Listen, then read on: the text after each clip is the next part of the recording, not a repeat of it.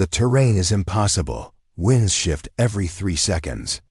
No stable firing position, Captain Harris declared confidently. Yet 19 seconds later, a perfect shot struck the center of a target that seasoned Rangers had labeled unreachable. From across the ravine, the bullet came from position Delta 7, where a woman with no formal military training had quietly set up her rifle. Her name was Maya Winters, 29 years old, with copper-red hair tied back tightly, sharp green eyes, and a lean build standing just 5 feet 4 inches. The Rangers had dismissed her as the civilian consultant who didn't belong in their elite wilderness training exercise. Now they stood in shocked silence. Before we jump back in, tell us where you're tuning in from. And if this story touches you, make sure you're subscribed, because tomorrow I've saved something extra special for you.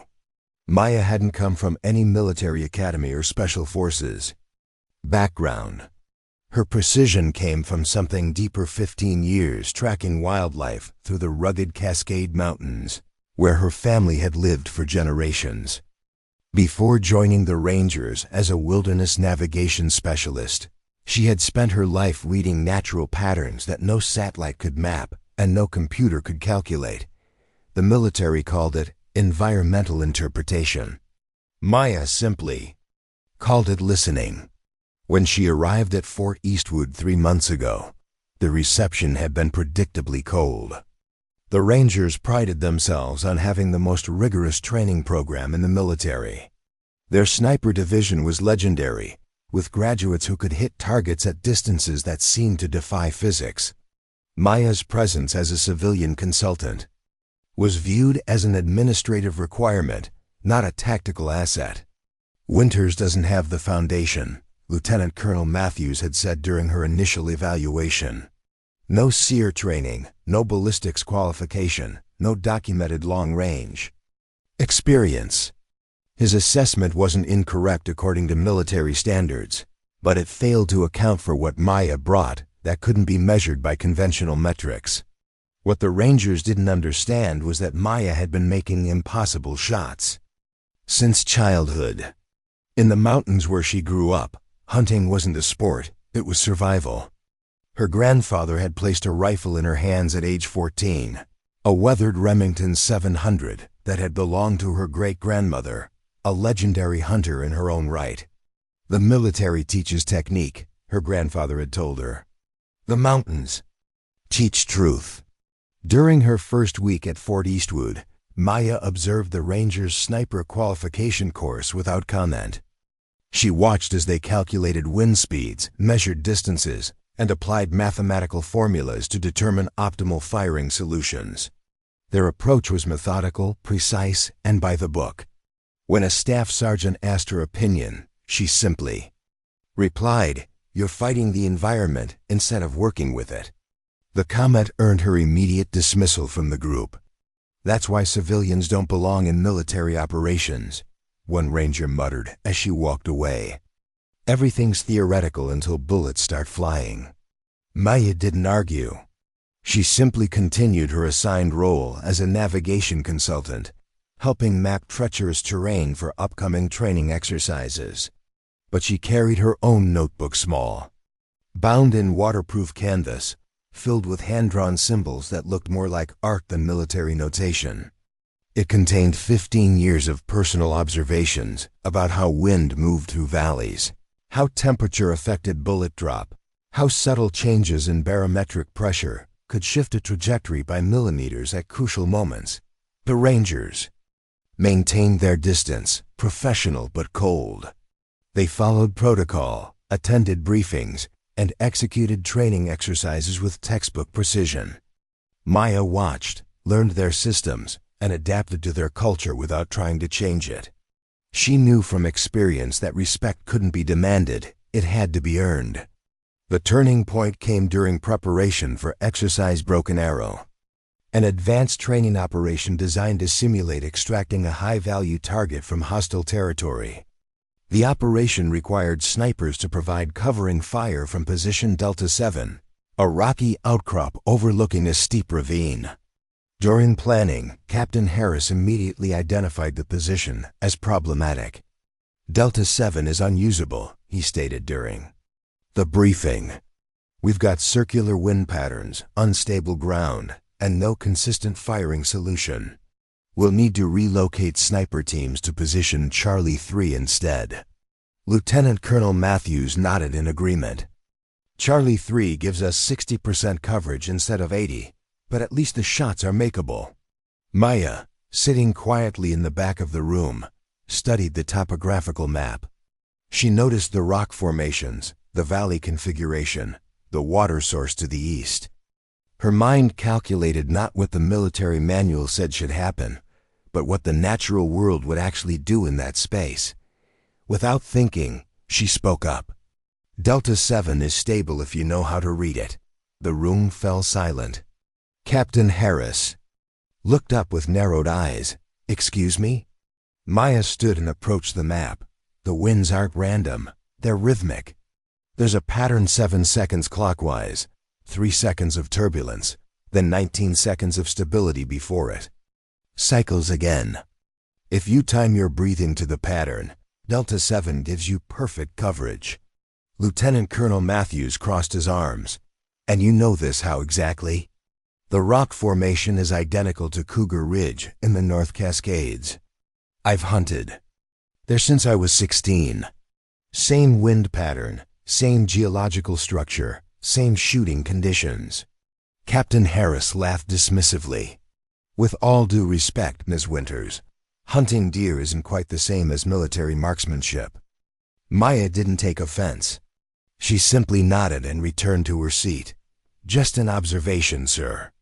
The briefing continued, and Delta 7 was officially marked as unusable. Sniper teams were assigned to Charlie 3 as planned, and Maya returned to her navigation duties without further comment. But that night, she approached Lieutenant Colonel Matthews with a request. Preparing and narrating this story took us a lot of time, so if you are enjoying it, subscribe to our channel. It means a lot to us. Now back to the story. Permission to set up at Delta 7 during tomorrow's exercise, sir. Observer status only. Matthews studied her for a long moment. You understand that's not a sanctioned position, correct? No support, no extraction if things go sideways. Understood, sir. And you'll maintain radio silence? This is a training operation, not a civilian field trip. Yes, sir, Matthews sighed. Fine, observer status only. No interference with the exercise. Maya nodded. Thank you, sir. Before dawn the next morning, while ranger teams were preparing at their designated positions, Maya made her way to Delta 7. She carried minimal equipment, a standard-issue spotting scope, her personal notebook, and a borrowed M24 sniper rifle that she'd been permitted to use on the practice range. The climb was difficult, the position precarious, exactly as Captain Harris had described. But Maya saw something the rangers didn't natural. Handholds worn into the rock face, small ledges where weight could be distributed evenly, protected pockets where the swirling winds became predictable.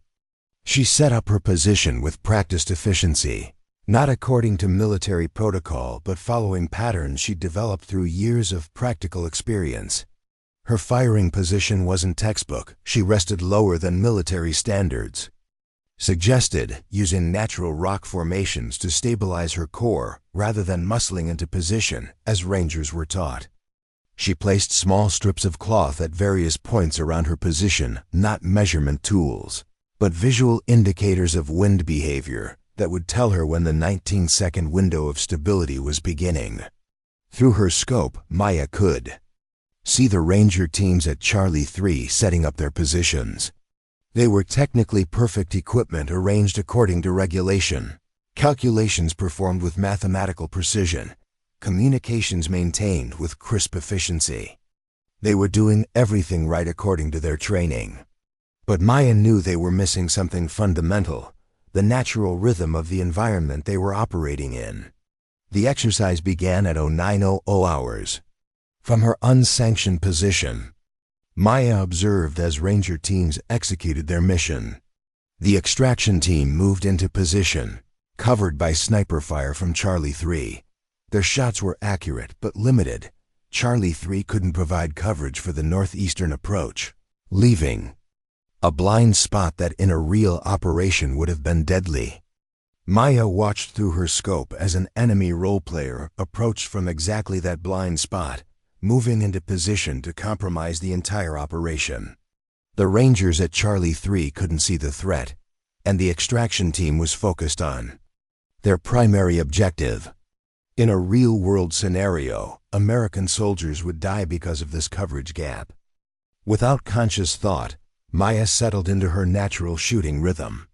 She watched her cloth indicators, feeling the wind cycle through its pattern. 7 seconds clockwise, 3 seconds turbulence, then the beginning of the 19-second window. She inhaled slowly, centered herself, and squeezed the trigger at precisely the right moment. The shot crossed the ravine, traveling through layers of shifting air currents, maintaining a trajectory that military ballistics calculations said was impossible. The bullet struck the center of the target on the enemy role-player's chest. A perfect hit from a position that had been declared unusable. Through her scope, Maya saw Captain Harris's head snap up in confusion. The shot hadn't come from Charlie 3. There was no authorized firing position that could have made that shot. He grabbed his radio, barking orders to identify the source of the shot. Maya remained silent, continuing to observe as the exercise played out. The extraction team, unaware of the controversy unfolding, successfully completed their objective.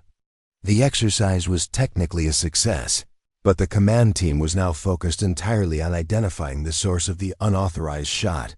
Using range-finding equipment, they quickly triangulated the shot to Delta 7, the position they had explicitly rejected as unusable. Lieutenant Colonel Matthews keyed his radio. "Delta 7, identify yourself immediately." Maya finally broke her silence. "Observer Winters, sir. Apologies for the interruption. You were authorized to observe only, Winters. Explanation for firing? Blind spot in the coverage, sir. Enemy combatant would have compromised the extraction." There was a long pause. "Remain in position. We'll discuss this at base." Maya collected her equipment and made her way back down from Delta 7. She knew she had violated the terms of her observer status, but she also knew what would have happened in a real-world scenario if she hadn't taken the shot. As she approached the command post, she could see Captain Harris waiting with an expression that mixed anger and confusion. "That shot was impossible," he stated flatly as she approached. "The winds at Delta 7 make consistent accuracy unattainable." "That's not opinion, that's mathematical fact." Maya met his gaze evenly. "Math doesn't account for everything, Captain." Lieutenant Colonel Matthews joined them, his expression unreadable. The shot was confirmed at 874 meters through 3 layers of variable wind from an unsecured position with a cold bore. "Care to explain how you managed that, Ms. Winters?" Maya opened her notebook, showing them her hand-drawn wind maps. "Delta 7 isn't chaotic. It's rhythmic. The winds follow this pattern consistently if you know what to look for. There's a 19-second window where everything stabilizes. That's when I took the shot." Captain Harris studied the notebook with skeptical eyes. "These aren't standard wind calculations." "No, sir. They're based on 15 years of observation in similar terrain. The military teaches precision through standardization. I learned precision through adaptation." Matthews took the notebook, flipping through pages of detailed observations, hand-drawn maps, and personalized notation systems that no military manual would recognize. "This is entirely unorthodox." "Yes, sir, but it works." The lieutenant colonel handed the notebook back to her. "You violated the terms of your observer status, Ms. Winters. That would typically result in immediate removal from this training operation." Maya accepted the criticism without argument. "Understood, sir." "However," Matthews continued, "that shot saved the entire exercise from failure. In a real-world scenario, it would have saved lives. He paused, considering his next words carefully. I'm curious what else you might be able to contribute that falls outside our standard protocols. Captain Harris looked at his commanding officer in surprise. Sir, with respect, we can't start encouraging civilians to improvise during military operations. There are procedures in place for a reason. I'm well aware, Captain, Matthews replied. But I'm also aware that in actual combat, the enemy doesn't follow our procedures, and the environment doesn't respect our calculations. Sometimes unorthodox approaches yield results when standard methods fail. He turned back to Maya. Report to Range 5 tomorrow at 0600. I want to see what else you can do that our manuals say is impossible. News of Maya's shot spread quickly through the Ranger Battalion. Some dismissed it as luck, a fluke that couldn't be replicated under controlled conditions. Others were cautiously intrigued by the possibility that their rigid adherence to doctrine might be limiting their effectiveness in unpredictable environments. Most, however, maintained their professional skepticism. One extraordinary shot didn't override years of established military practice. Maya understood their hesitation. She hadn't come to Fort Eastwood to revolutionize military sniping or challenge their methods. She had come because her particular skills in wilderness navigation were needed for specific training operations. The shot from Delta 7 hadn't been intended as a demonstration or a challenge. It had been a practical response to a tactical gap. The next morning, she reported to Range 5 as ordered.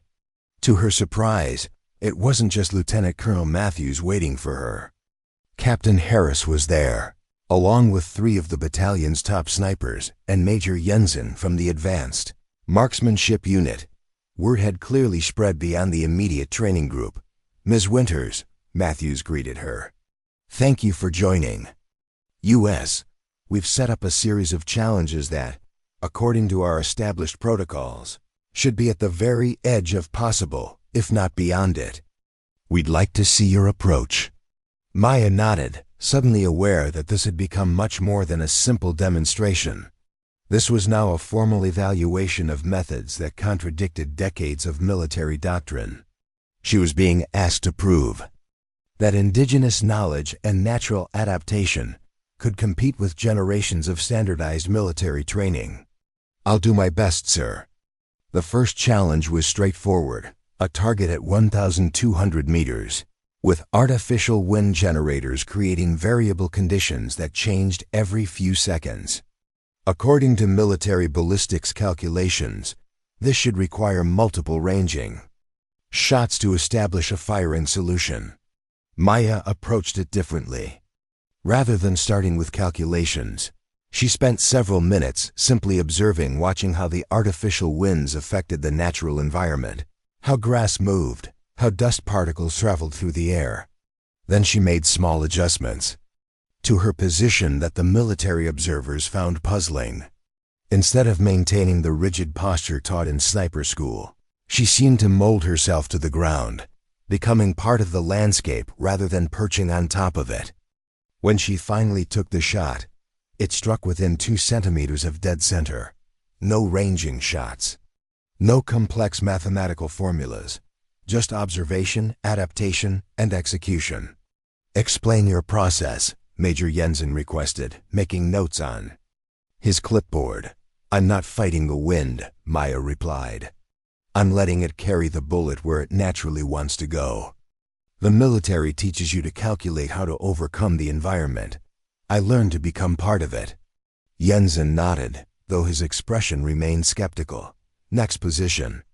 The challenges continued throughout the morning, each designed to test the limits of conventional marksmanship. Maya approached each one with the same methodology: careful observation, natural adaptation, and shots that seemed to defy standard ballistics principles. By midday, even the most skeptical observers were struggling to dismiss her results as anomalies. Captain Harris, who had been silently observing, finally spoke. Your techniques aren't transferable to standard training. They're too individualistic. too dependent on personal interpretation rather than repeatable processes. Maya considered this. You're partially right, Captain. My exact methods can't be taught in a 2-week course. They come from years of practical experience in specific environments. But the underlying principle, learning to work with natural conditions, rather than imposing artificial solutions, that can be taught. Lieutenant Colonel Matthews had been quietly evaluating not just Maya's shooting, but the reactions of his staff. The military has always adapted when necessary, Captain. We didn't develop our current protocols because they're inherently correct. We developed them because they worked better than what came before. If there's something to be learned here that improves our effectiveness, we'd be remiss to ignore it simply because it doesn't fit our existing framework. The final challenge was the most demanding, a shot that required not just extraordinary marksmanship, but timing that conventional military training considered impossible to predict. The target would appear briefly at random intervals, in changing positions through gaps in mechanically controlled barriers. According to doctrine, this would require a full sniper team, with a spotter calling positions and a shooter ready to fire on command. Maya approached it alone, again spending time simply observing the pattern. To the military observers, the target appearances seemed completely random. But Maya was noticing subtle cues, the sound of the mechanism before the target appeared. Barely perceptible shifts in the mechanical rhythm, patterns that emerged not from the individual movements, but from the system as a whole. When she began shooting, she hit the target on every appearance, without hesitation, without a spotter, without the communication protocols that military doctrine insisted were essential. She wasn't reacting to the target, she was anticipating it, reading the environment in ways that conventional training didn't teach. When the demonstration concluded, the military observers gathered to discuss their observations privately. Maya waited patiently, knowing that what she had shown them challenged fundamental aspects of their professional identity. Change wouldn't come easily, nor should it. Military protocols existed for good reasons, developed through decades of experience, and countless lives lost learning hard lessons. Lieutenant Colonel Matthews approached her after their discussion.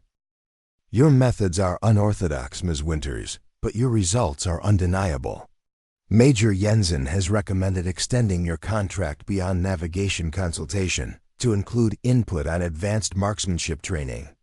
Maya was surprised. That wasn't my intention, sir. I was simply doing what I know how to do. Sometimes the most valuable insights come from outside our established systems, Matthews replied. The Rangers pride themselves on effectiveness above all else. If your methods can make our people more effective, we'd be fools to ignore them out of institutional pride. Captain Harris joined them, his expression still reserved but no longer dismissive. I've been authorized to integrate some of your observational techniques into our advanced sniper training on a trial basis. I'll need your assistance developing a curriculum that bridges the gap between your experience-based approach and our systematic methodology. Maya understood the significance of this request. The Rangers weren't abandoning their established protocols that would be irresponsible and potentially dangerous, but they were acknowledging that there might be value in approaches that fell outside their traditional framework. It wasn't full acceptance, but it was the beginning of respect. I'd be honored to help, Captain. Over the following weeks, Maya worked closely with the Ranger sniper instructors, finding ways to translate her intuitive understanding of natural environments into teachable principles that could enhance their existing training without replacing it. She wasn't trying to turn Rangers into mountain hunters.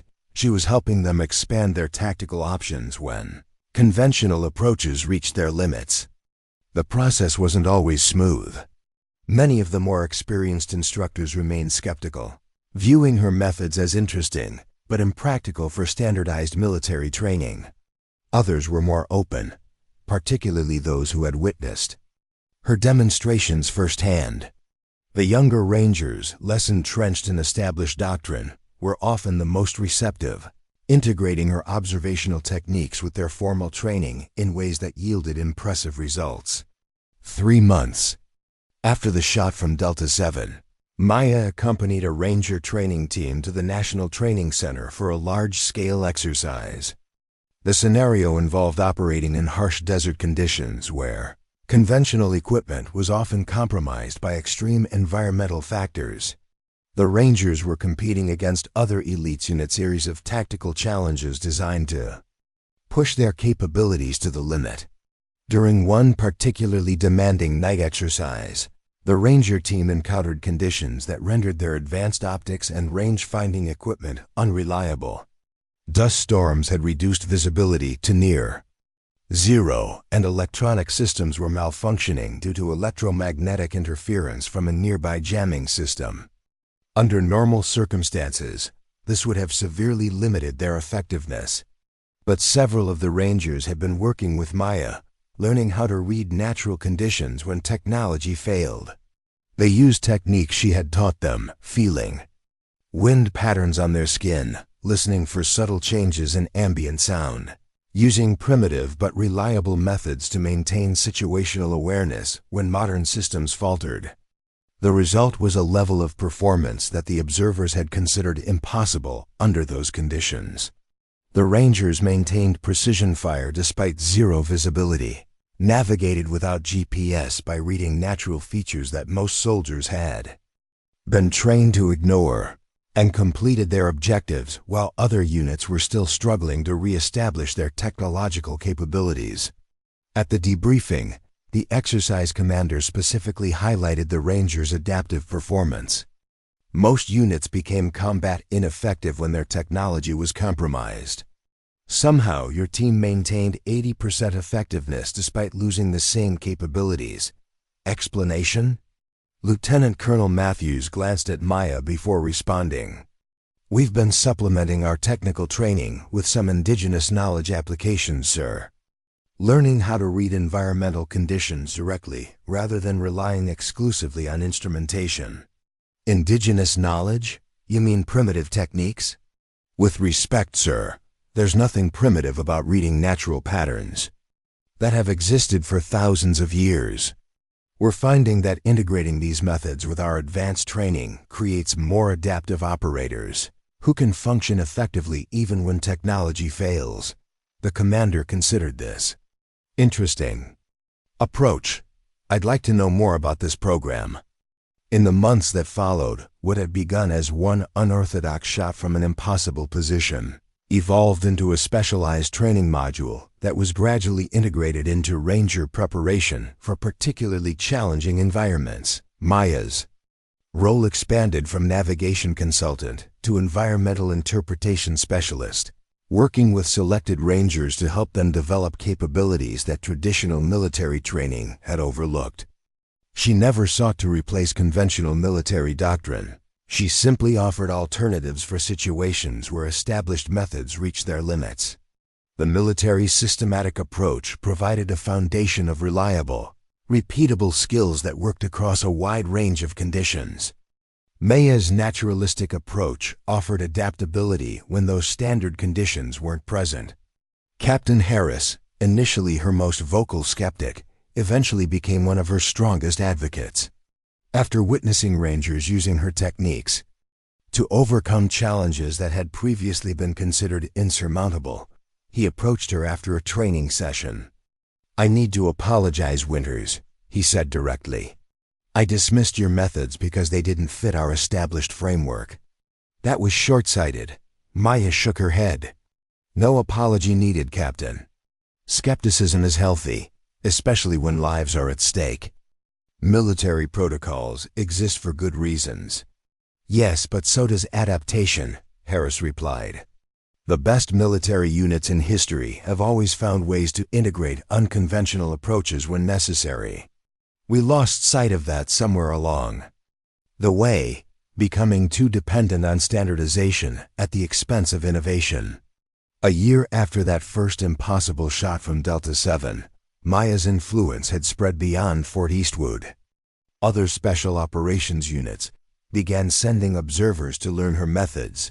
incorporating elements of her approach into their own training for particularly demanding environments. She wasn't creating a replacement for military doctrine. She was helping elite units expand their capabilities beyond what doctrine alone could provide. For Maya, the greatest satisfaction came not from institutional recognition, but from the practical impact of her contributions. Rangers who had initially dismissed her as the civilian consultant now sought her guidance when preparing for difficult operations.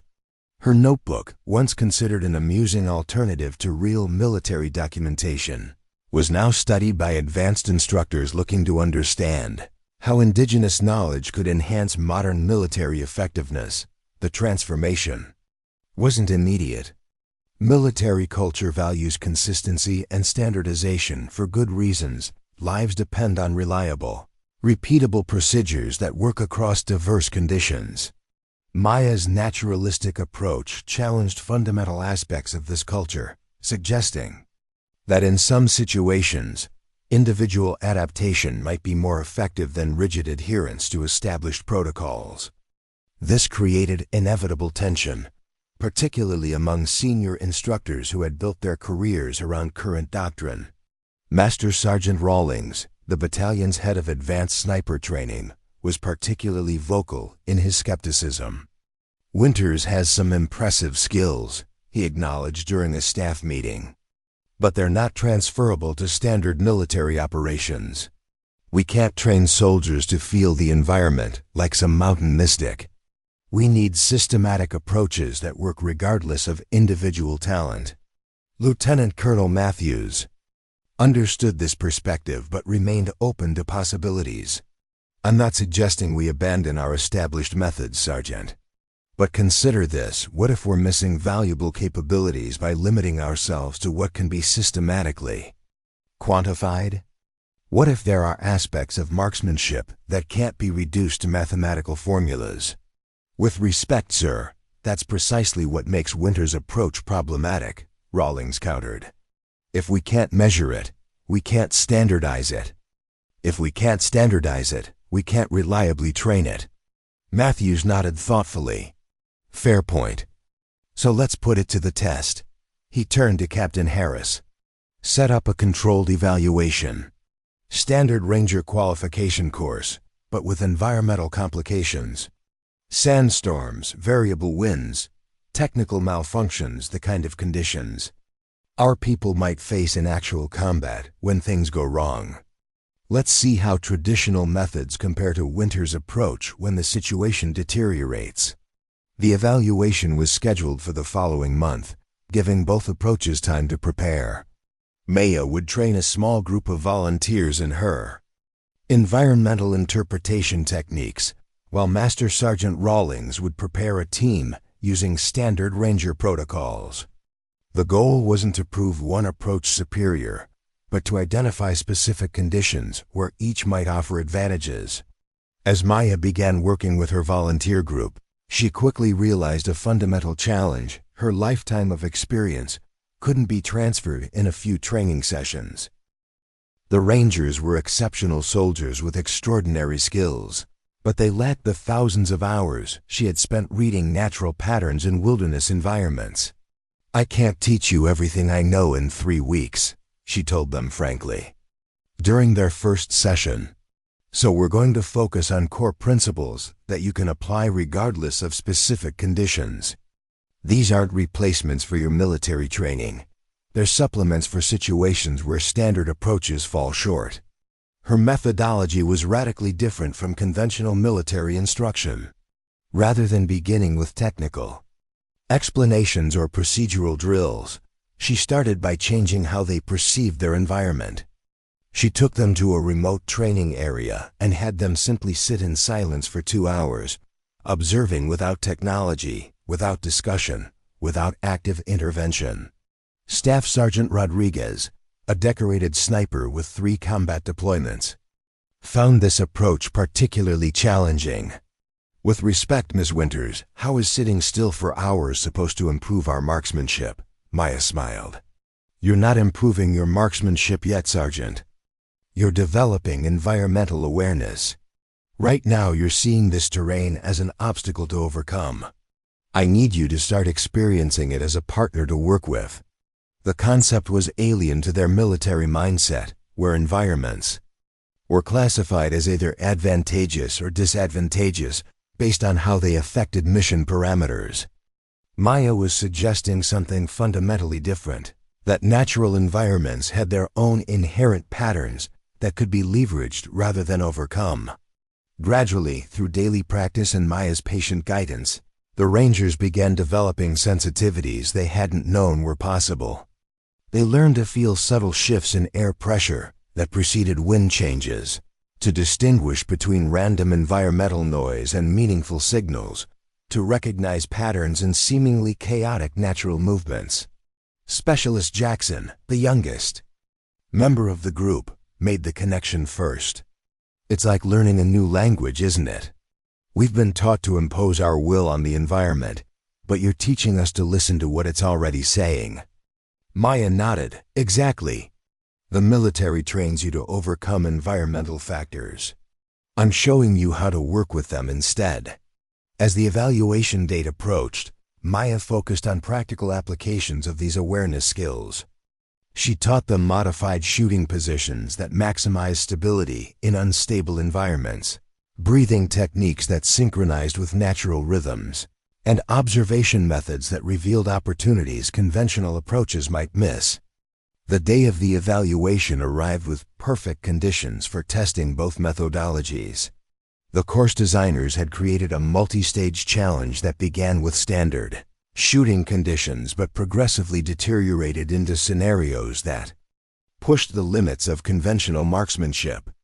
Sandstorms would reduce visibility, electronic equipment would experience induced failures, and artificial wind generators would create chaotic conditions that defied standard calculation methods. Master Sergeant Rawlings' team approached the challenge with confidence. They were elite rangers with thousands of hours of training, armed with the best equipment and proven techniques. Their preparation had been meticulous, detailed analysis of all possible variables, redundant systems to compensate for equipment failures, and rehearsed protocols for adapting to changing conditions. Maya's team appeared far less prepared by conventional standards. They carried minimal equipment, had spent more time in environmental observation than shooting practice, and had no complex contingency plans for course complications. To military observers, they looked dangerously unprepared for the challenges ahead. The first stage confirmed these impressions. Under standard conditions, Rawlings' team performed flawlessly, executing textbook techniques with precision that demonstrated why Ranger methodology was respected worldwide. Maya's team performed well but didn't match the systematic excellence of their counterparts. If the evaluation had ended there, traditional approaches would have clearly prevailed. But as conditions deteriorated in subsequent stages, the performance gap began to shift. When visibility dropped to near zero during the manufactured sandstorm, Rawlings' team followed protocol establishing fixed firing positions, using mathematical calculations to compensate for reduced visual confirmation and maintaining disciplined communication to coordinate their efforts. Maya's team took a different approach. Rather than fighting against the limitations imposed by the storm, they adapted to them. They adjusted their positions in ways that seemed counterintuitive, but allowed them to sense air movements that indicated target locations. They used the sound of sand particles hitting various surfaces to gauge distance and direction. They developed an almost intuitive sense of when to shoot, based on subtle environmental cues that conventional training ignored. By the final stage, when all electronic equipment had been disabled and wind conditions reached maximum variability, the difference became unmistakable. Rawlings' team maintained professional competence through disciplined adherence to backup protocols, achieving acceptable if reduced effectiveness. Maya's team, however, seemed almost unaffected by the deteriorating conditions, maintaining nearly the same accuracy they had demonstrated under ideal circumstances. When the evaluation concluded, The results surprised even Lieutenant Colonel Matthews. Under standard conditions, conventional methodology had indeed produced superior results. Rawlings' team had outperformed Maya's by a significant margin in the early stages. But as conditions deteriorated, the performance curves had inverted dramatically. In the most challenging environments, Maya's naturalistic approach had achieved results that conventional methods couldn't match. The debriefing session that followed was unusually subdued. Master Sergeant Rawlings, to his credit, acknowledged what they had all witnessed. Ms. Winter's approach clearly offers advantages in severely degraded environments. I still maintain that our standard methodology provides better overall performance across the full spectrum of operations, but I can't deny the results we've seen today. Lieutenant Colonel Matthews nodded. I think we're looking at complementary approaches rather than competing ones. Our established protocols provide the foundation: reliable, repeatable methods that work across most conditions. Ms. Winters' techniques offer specialized capabilities for situations where standard approaches reach their limits. This balanced assessment opened the door for integration rather than competition. Over the following months, Maya worked with Ranger instructors to develop a specialized training module focused specifically on environmental adaptation. It wasn't intended to replace conventional marksmanship training. It was designed as an advanced supplement for elite units operating in particularly challenging environments. The program became known informally as Natural Precision, though its official designation was far less poetic: Environmental Adaptation Protocols for Degraded Operational Conditions. It attracted attention not just within the Rangers, but across special operations communities, where the ability to maintain effectiveness when technology failed could mean the difference between mission success and catastrophic failure. Maya's role evolved from controversial outsider to respected specialist. She wasn't trying to revolutionize military training. She was helping elite units expand their capabilities beyond conventional limitations. The Rangers didn't abandon their established methodologies, but they gained valuable alternatives for situations where standard approaches proved insufficient. 6 months after the evaluation, an opportunity arose to test these integrated approaches in a real-world scenario. A joint special operations task force was preparing for a mission in an environment notorious for equipment failures and unpredictable conditions. Traditional approaches had proven marginally effective in previous operations, and commanders were seeking alternatives that might improve performance. Captain Harris, now a strong advocate for Maya's methods, recommended including her in the mission planning team. Winters can provide insights that our conventional analysis might miss. Her environmental interpretation skills could give our operators advantages in an area where technology is unreliable. The task force commander, Colonel Westfield, was initially skeptical, but willing to consider any approach that might improve mission success rates. I'm not interested in philosophical debates about methodology, Captain. I need practical solutions for specific operational challenges.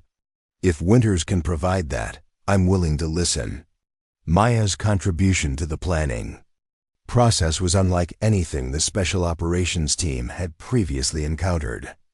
Rather than focusing on tactical maneuvers or equipment specifications, she analyzed natural patterns in the target environment's seasonal wind behaviors, terrain-specific acoustic properties, indigenous methods for navigating without modern technology.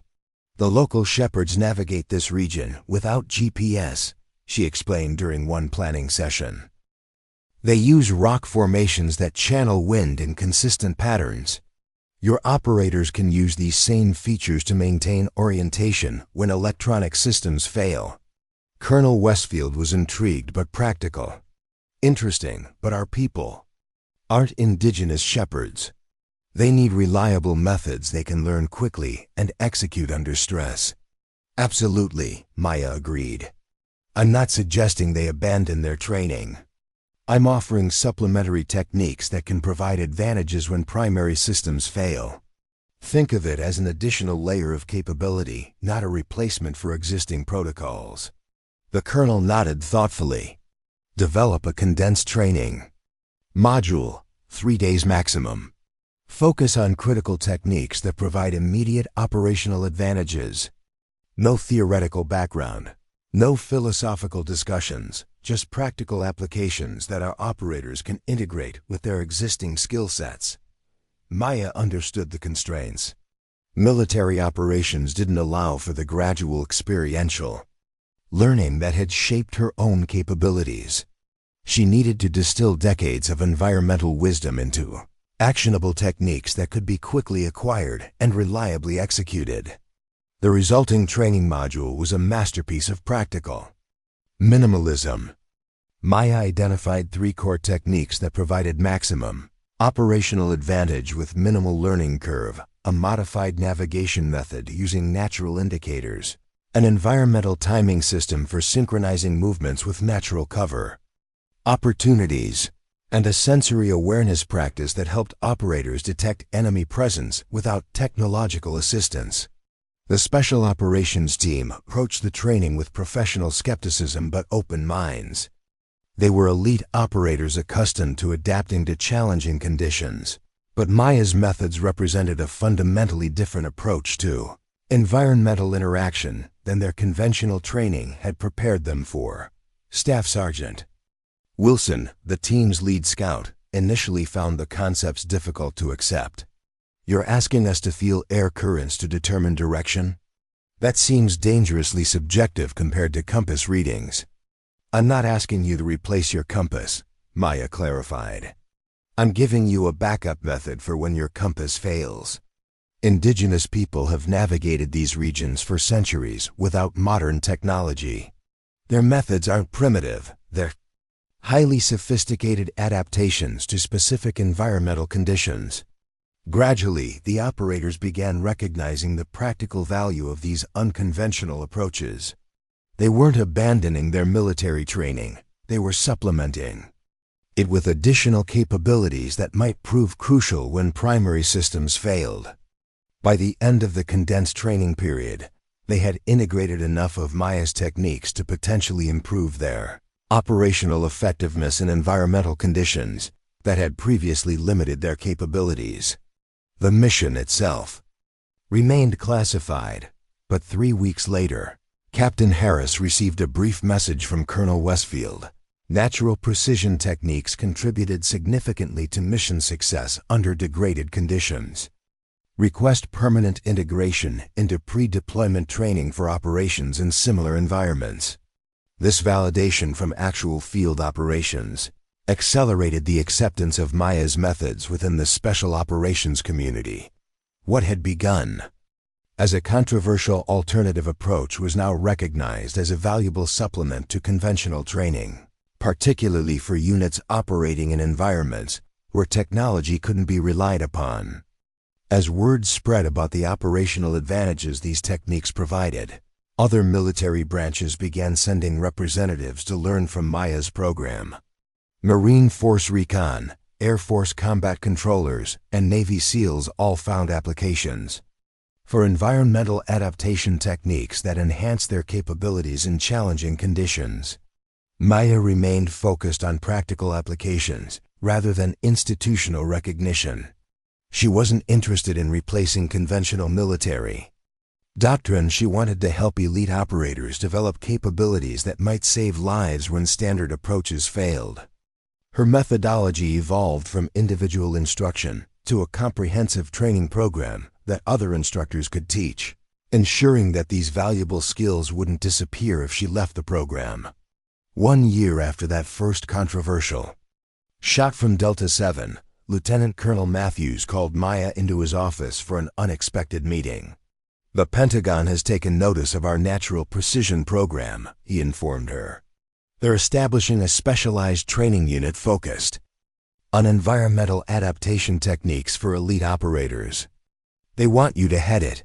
Maya was surprised. "Sir, I'm a civilian consultant, not a military commander." I don't have the qualifications to lead a Pentagon program, Matthews smiled. That's precisely why they want you, Winters. You bring perspectives that conventional military training doesn't provide. You see opportunities that our standardized approaches might miss. This isn't about replacing our established methods. It's about expanding our capabilities beyond conventional limitations. The offer represented extraordinary recognition of Maya's contribution, but it also presented a fundamental choice. Accepting a formal Pentagon position would integrate her methods into institutional structures, potentially reaching more operators, but also risking the very qualities that made her approach valuable: its independence from conventional military thinking, its connection to indigenous knowledge systems, its emphasis on individual adaptation over standardized protocols. I need time to consider this, sir, Matthews nodded. Take all the time you need. But remember, this isn't just about professional advancement. It's about how many lives your methods might save if they reach the right people. That evening, Maya hiked to a ridge overlooking Fort Eastwood, seeking the clarity that natural environments had always provided her. The Pentagon offer was tempting: institutional recognition, broader impact, the opportunity to influence military training at the highest levels. But something felt wrong about formalizing what had always been an intuitive, experiential approach. As darkness fell, she noticed Captain Harris approaching along the ridge trail. He had become an unlikely ally, transitioning from her most vocal skeptic to one of her strongest advocates as he witnessed the practical value of her methods. "Heard about the Pentagon offer," he said, settling beside her on a rock overlooking the valley. "Quite an achievement for someone they once called the civilian consultant," Maya smiled. "I'm not sure it's the right path. Institutionalizing these methods might strip away what makes them valuable." Harris considered this. "Maybe, or maybe it's the next natural evolution. The military has always absorbed unconventional approaches that prove effective. Indigenous knowledge becomes tactical advantage. Personal experience becomes transferable skill. It's how we evolve." "But something gets lost in that translation," Maya countered. "These techniques work because they're connected to natural patterns, not institutional procedures. They require personal sensitivity, not standardized protocols." "True," Harris acknowledged, "but consider the alternative. If these methods remain outside the system, they reach only those lucky enough to train directly with you. If they're integrated into our institutional framework, they might help operators you'll never meet, in conditions you'll never experience." Maya watched the sunset painting the landscape in deepening shades of orange and purple. "There's no perfect answer, is there? Either choice involves compromise." "Welcome to military decision-making, Winters," Harris replied with a wry smile. "No perfect solutions, just trade-offs between competing priorities. The question isn't which choice is perfect, it's which imperfection you can live with."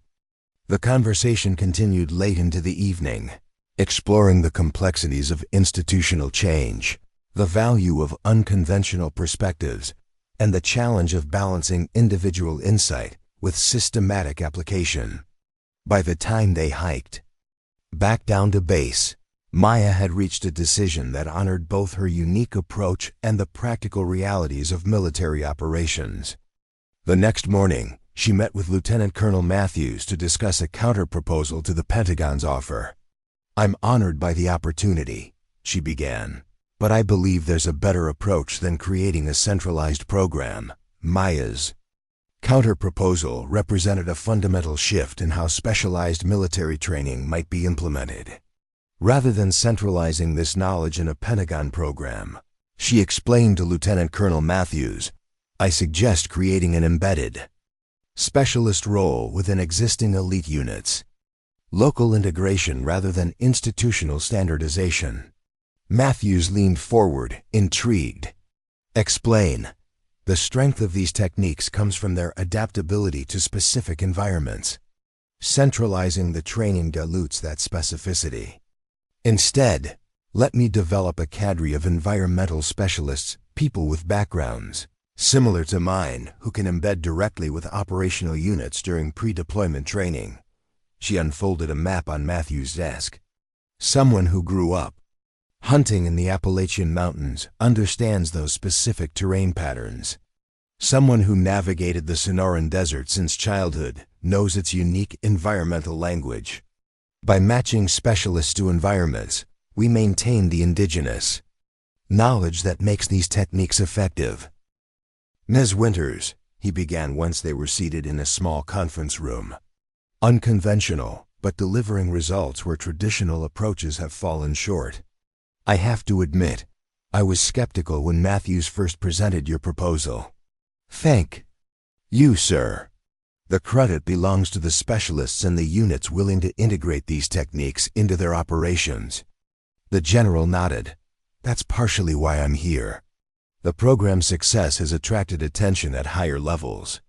The Pentagon is interested in expanding it significantly: more specialists, more environments, integration with conventional forces beyond special operations. Maya felt immediate concern.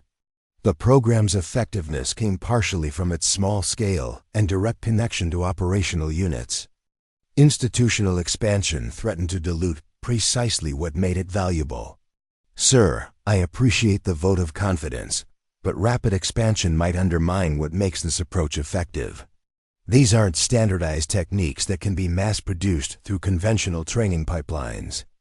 Davidson held up a hand. I'm aware of the risks, Winters. That's exactly why I wanted to speak with you directly. I need your assessment of how we might scale this program without losing its essential qualities.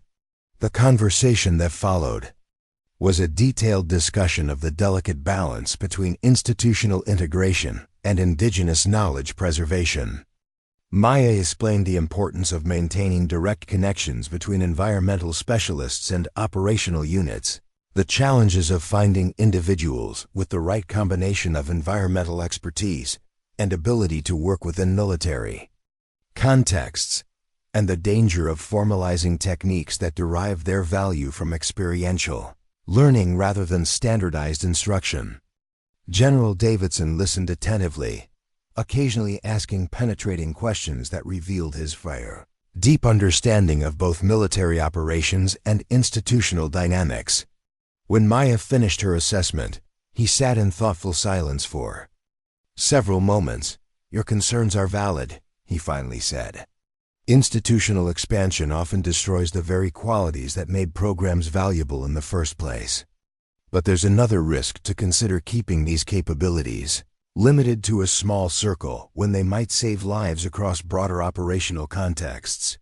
Maya recognized the ethical dilemma. You're right, sir. There's no perfect solution, just different compromises with different consequences. Davidson nodded. Here's what I propose. We maintain the current program structure for special operations units, direct embedding of specialists with operational teams. But we also develop a secondary program for conventional forces, less intensive, more standardized, focused on essential techniques that can be taught through existing training structures. A tiered approach, Maya observed. Exactly. Special operations gets the full, immersive experience that their missions require. Conventional forces get a condensed version. That provides basic capabilities without requiring complete reinvention of their training pipelines. It was a reasonable compromise, maintaining the program's integrity where it was most critical while extending simplified versions of its benefits to broader contexts. Maya saw the wisdom in this balanced approach. I believe that could work, sir, with careful implementation. The key would be ensuring that even the standardized version maintains connection to the environmental wisdom that makes these techniques effective. Davidson stood, extending his hand. Then that's our path forward. I'll need you to develop implementation protocols for both tiers of the program. We'll start small with the conventional forces approach, evaluate results, and adjust as necessary before wider implementation. As the general departed, Maya reflected on how far the program had evolved from that first controversial shot at Delta 7. What had begun as personal capability developed through lifetime experience had transformed into an organizational asset that might eventually benefit military operations across multiple environments and unit types. The challenge now was maintaining the essence of these techniques as they moved through institutional structures. Indigenous knowledge had always existed in tension with institutional formalization. The very act of systematizing such knowledge often stripped away the contextual awareness and personal sensitivity that made it valuable. Maya spent the next several weeks developing protocols for the tiered implementation strategy. For special operations units, she maintained the direct embedding approach that had proven effective. Environmental specialists working directly with operational teams during pre-deployment training, focusing on immersive, experiential learning, tailored to specific operational environments. For conventional forces, she created a more structured curriculum that distilled essential techniques into teachable modules that existing instructors could implement. It wasn't the full capability that special operations units received, but it provided basic environmental adaptation skills that might prove crucial when technology failed or conditions deteriorated beyond conventional parameters. The dual approach represented a compromise between competing priorities, maintaining program integrity while extending benefits more broadly. It wasn't perfect, but it balanced operational effectiveness with institutional requirements in ways that preserved the essential qualities of both. 6 months after that meeting with General Davidson, Maya found herself on a familiar ridge overlooking Fort Eastwood. The program had expanded significantly, with environmental specialists now embedded with multiple special operations units and the conventional forces curriculum being pilot tested at 3 major training facilities. The results were promising, with after-action reports consistently noting improved performance in challenging environmental conditions. As the sun set over the mountains, Captain Harris joined her at the overlook, just as he had the night she was considering the Pentagon's original offer. They had developed an unexpected friendship, the career military officer and the civilian specialist, united by shared commitment to operational effectiveness beyond institutional constraints. "Heard about the latest deployment," Harris said, as he settled beside her. Desert unit, using Rivera's techniques, maintained full operational capability despite sandstorms that grounded all air support and compromised electronic systems. Mission commander said they wouldn't have succeeded without the environmental training. Maya smiled. "That's good to hear. Sometimes I worry we're losing something essential as the program expands." "Natural tension," Harris replied, "between preserving the purity of indigenous knowledge and extending its benefits to those who need it. No perfect solutions, just ongoing balance between competing values." They sat in comfortable silence for several minutes, watching the landscape transform in the fading light. Finally, Harris spoke again. "You know what I find most remarkable about all this? Not the techniques themselves, impressive as they are. It's the fact that an institution as rigid as the military actually adapted to incorporate knowledge that challenged its fundamental assumptions." Maya considered this. Perhaps that's the most important lesson in all of this. Effective organizations don't just teach, they learn. They recognize when established methods reach their limits and have the courage to incorporate new approaches, even when those approaches challenge institutional identity.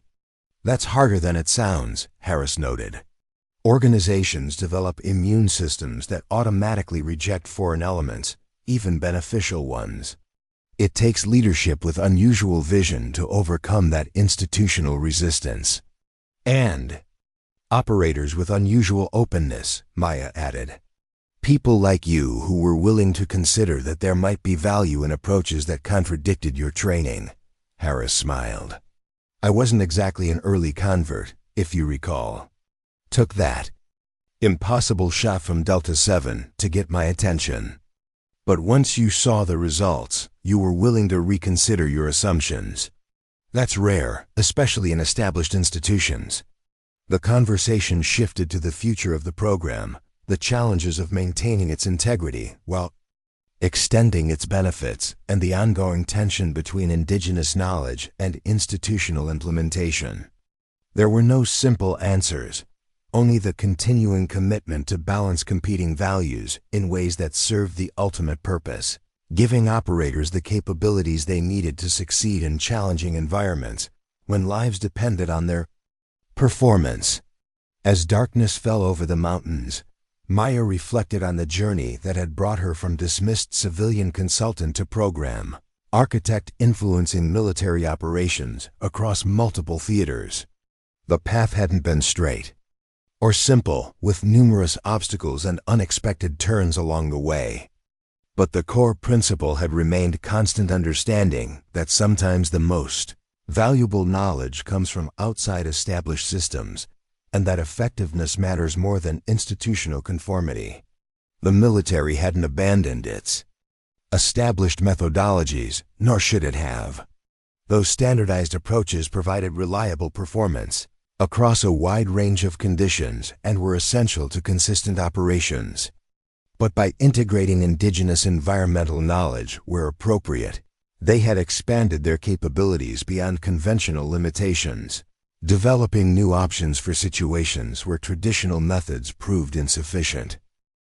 The lights of Fort Eastwood began to illuminate the valley below, a visual reminder of the institutional structure that both enabled and constrained military effectiveness.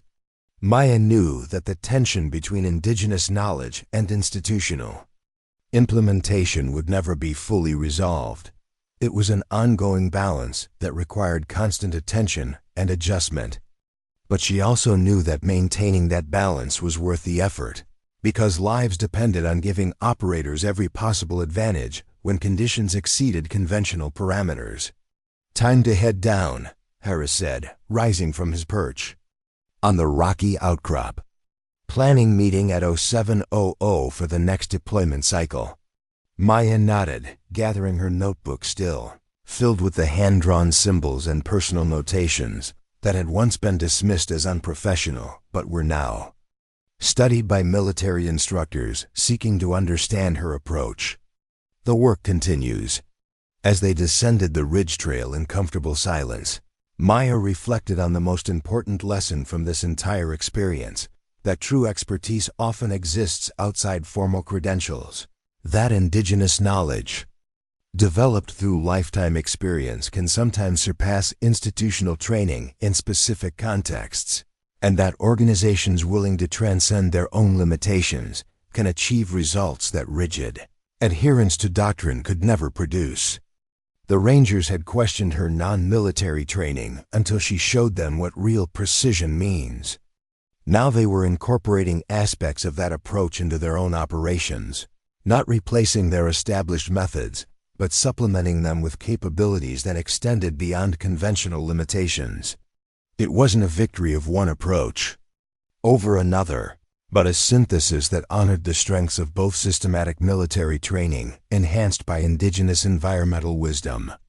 The lights of the base grew brighter as they approached, symbolizing the institutional structure that both enabled and constrained military operations.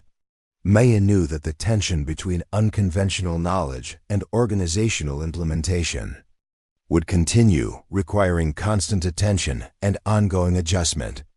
But she also knew that maintaining that balance was essential, because in the complex, unpredictable environments where special operations units deployed, having multiple approaches to solving problems could mean the difference between success and failure, between life and death.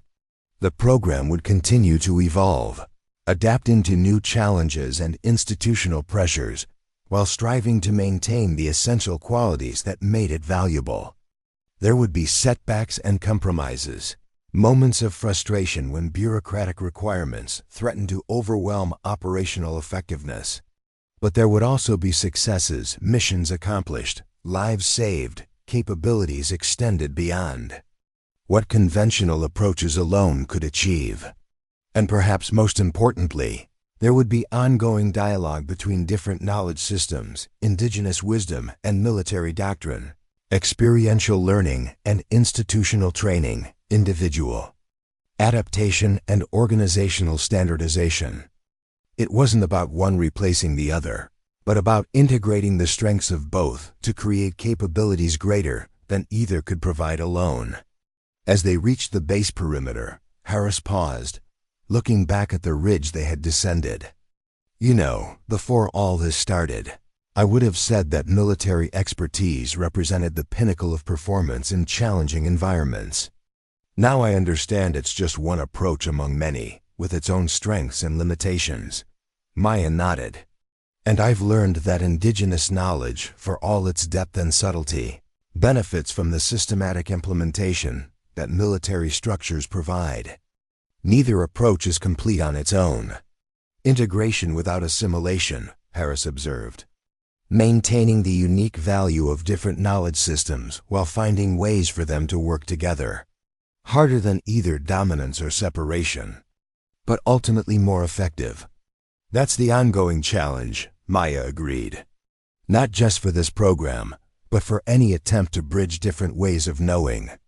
They continued toward the base, their conversation turning to practical matters of upcoming deployments and training schedules. The philosophical questions wouldn't be resolved tonight. They were ongoing tensions to be managed rather than problems to be solved.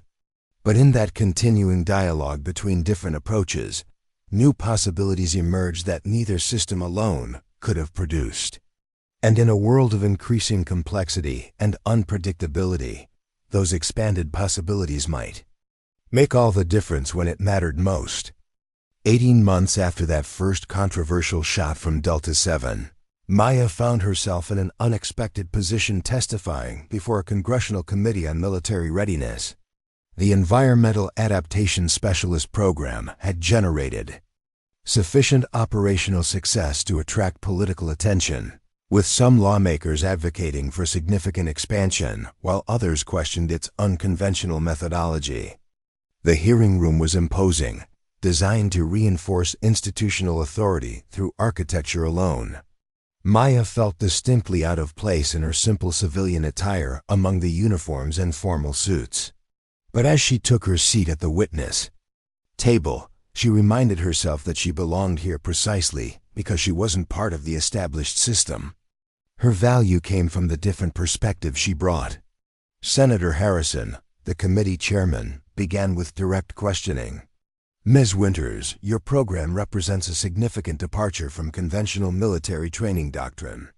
Some have called it a return to primitive techniques in an age of technological superiority. How do you respond to that characterization? Maya leaned toward the microphone. With respect, Senator, that framing creates a false dichotomy. This isn't about choosing between technology and indigenous knowledge. It's about developing multiple capabilities so our operators can succeed regardless of conditions. Could you elaborate? The senator pressed. Advanced technology provides extraordinary capabilities when functioning optimally. But in austere environments, technology often fails. When that happens, our operators need alternatives that don't depend on batteries or satellite connections. The program provides those alternatives. Senator Chambers, a former military officer known for his traditional views, interjected. Ms. Winters, military doctrine develops through rigorous testing and evaluation. Your program seems to rely heavily on subjective assessment and individual experience. How can we ensure consistent results across different operational contexts? It was a fair question that addressed the core tension between indigenous knowledge and institutional implementation. Maya took a moment to organize her thoughts before responding. Senator, you're identifying the central challenge of this program. Indigenous environmental knowledge resists standardization, precisely because it develops through direct interaction with specific environments. We address this through our specialist selection process and tiered implementation approach.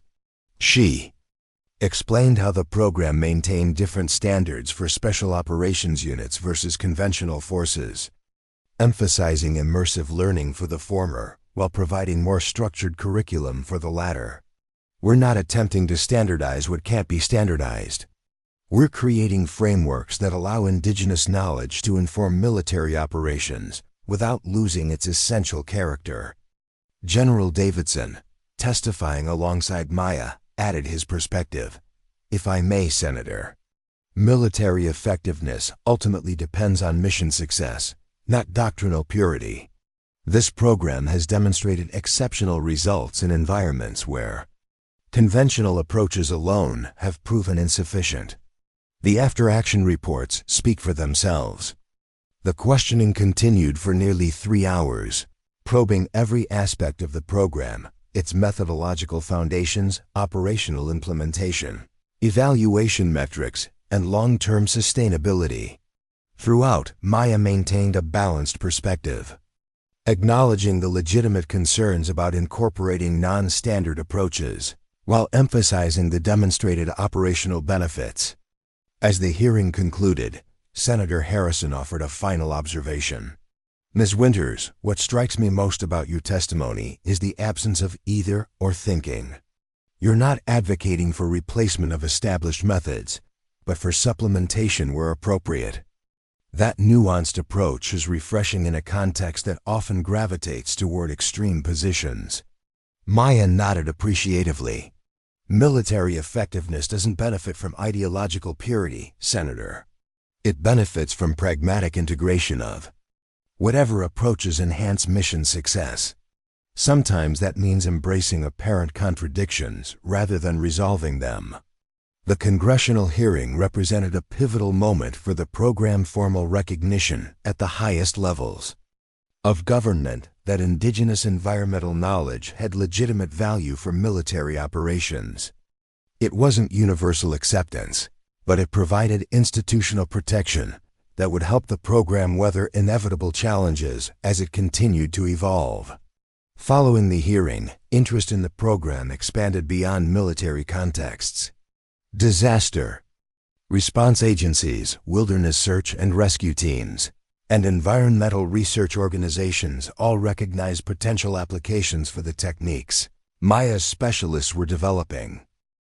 Once they develop that perception, the knowledge follows naturally because they can recognize patterns that were always there, but previously invisible to them.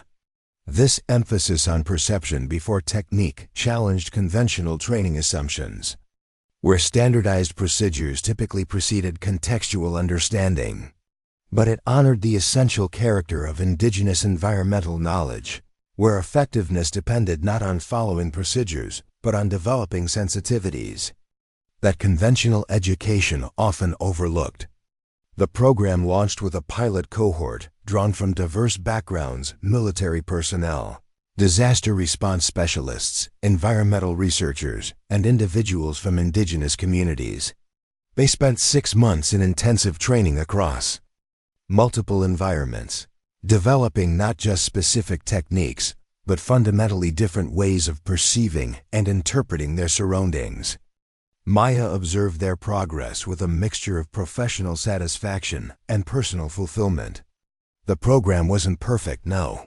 Approach could fully resolve the tension between indigenous knowledge and institutional implementation, but it created a context where different traditions could inform each other without either being diminished, where the boundary spaces between knowledge systems could generate new possibilities that neither alone could produce.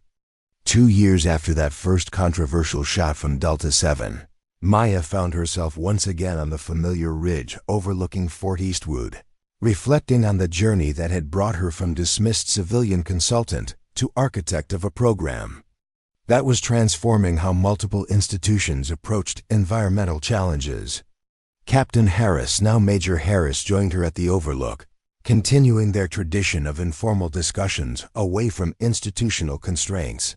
Heard about the latest disaster response operation, he mentioned as he settled beside her. Your graduates integrated environmental techniques with technical approaches so seamlessly that the agency director wants to make it standard procedure for all field teams. Maya smiled. That's gratifying. But what matters more than institutional Adoption is that lives were saved by giving operators capabilities they wouldn't have had otherwise. Harris nodded thoughtfully. That's always been your focus, hasn't it? Not institutional recognition or methodological purity, but practical effectiveness in situations where it matters most. Some questions don't have perfect answers, Maya replied, just ongoing balances between competing values. The challenge isn't finding the one right approach, it's maintaining creative tension between different approaches, so each can enhance the other without losing its essential character. They sat in comfortable silence for several minutes, watching the landscape transform in the fading light. Finally, Harris spoke again. You know what I find most remarkable about your journey? Not the program itself, impressive as it is, but how you've maintained your unique perspective while working within institutional structures that typically assimilate everything they touch. Maya considered this. Perhaps that's been the most important lesson, that effectiveness sometimes requires maintaining differences rather than resolving them. Different knowledge systems have different strengths. Integration doesn't mean homogenization.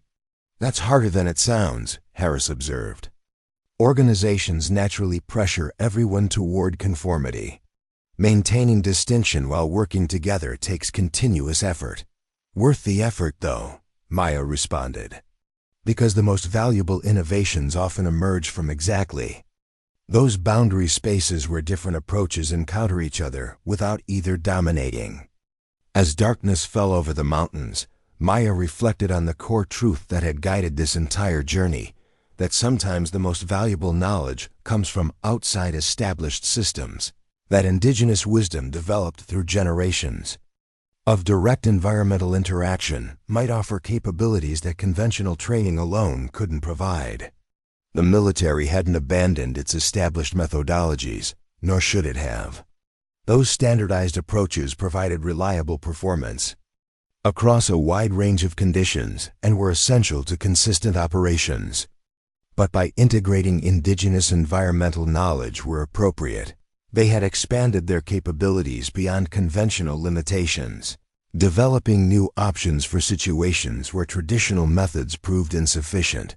This wasn't just about military operations anymore. The principles that had emerged from that initial context now informed approaches across multiple domains: disaster response, environmental research, wilderness medicine, even education. The integration of different knowledge systems while preserving their distinctive character had applications wherever complex challenges required multiple perspectives. As they descended the ridge trail in the gathering darkness, Maya thought about the next generation of environmental specialists now being trained in the program she had helped create. They weren't just learning techniques, they were developing fundamentally different ways of perceiving and interpreting their surroundings, capabilities that would serve them across diverse contexts where standard approaches alone might prove insufficient. The lights of Fort Eastwood illuminated the valley below, a visual reminder of the institutional structures that both enabled and constrained human endeavors. Maya knew that the tension between indigenous knowledge and institutional implementation would continue, requiring ongoing attention and careful balancing of competing values. But she also knew that maintaining that creative tension was worth the effort, because in the boundary spaces between different knowledge systems, new possibilities emerged that neither alone could produce. And in a world of increasing complexity and unpredictability, those expanded possibilities might make all the difference when conventional approaches reach their limits. Something occurred to me recently, Maya said as they approached the base perimeter. When I first arrived here, everyone focused on what I lacked: formal military training, standardized qualifications, documented experience. Nobody asked what I might bring that existing approaches didn't already contain. Harris nodded thoughtfully. Standard institutional blindness. We tend to evaluate others based on how well they match what we already know and value. Makes it hard to recognize capabilities that fall outside our existing frameworks. But you overcame that eventually, Maya observed. You recognized value in approaches that contradicted your training. That's remarkably rare, especially in established institutions. Necessity is a powerful teacher, Harris replied with a wry smile. When conventional approaches fail, even the most doctrinaire minds become open to alternatives. Though it usually takes something dramatic like an impossible shot from a position we had declared unusable. They had reached the base entrance, where their paths would diverge, Harris to his quarters on base, Maya to her civilian housing in the nearby community. But before they parted, Maya shared a final reflection. The Rangers questioned my non-military training until I showed them what real precision means. But the greater achievement wasn't proving that indigenous knowledge could match military performance in specific contexts. It was creating space where different knowledge systems could enhance each other without either being diminished.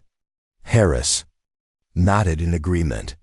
That's the lasting legacy of what started at Delta 7, not replacing one approach with another, but expanding our capabilities by integrating multiple perspectives, maintaining difference while finding common purpose.